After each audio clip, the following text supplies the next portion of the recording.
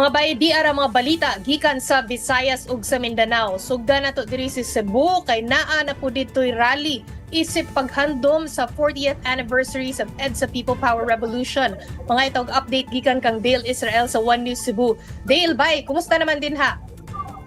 Ang lutos, sige, gikan ta dito ganila sa Colonist na dinigyapan sa City Kapin sa usa ka gatos mga miyembro sa mga militanteng grupo ang nagpatigayon og rally isip pagpangandam sa ika-40 nga anibersaryo sa People Power Revolution sa EDSA. Sumala kang Jaime Paglinawan sa Bayan Central Visayas, ug nilang gibantayan ang mga pangtabo doon sa The Hague, the Netherlands. Paglaong sad sila sa pagutong batok ang kanhi Presidente Rodrigo Duterte tungkol sa dingong mga semen batok sa katawan. Kung anini, nanawagan sa sila og impeachment batok kang Vice President Sara Duterte ug nangayo justisya para sa mga biktima sa extrajudicial killings. Kunya alaon na 30 sa hapon, makilusab sila sa Supak Rally o Subuanong kontra korupsyon sa Minore, sa Basilica Minore del Santo Niño dinhi kapit sa Basilica. Gilauman usab ang dudungan ang pagbagting sa makanpanang gikan sa 164 ka parokya isip paghinumdum o pagpanawagan alang sa hustisya o kalinaw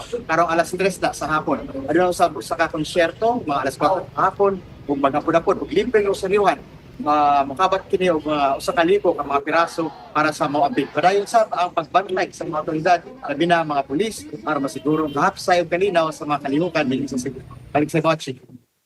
Daghang kayong salamat, bay ha. Mauna si Dale Israel gikan sa One News Cebu.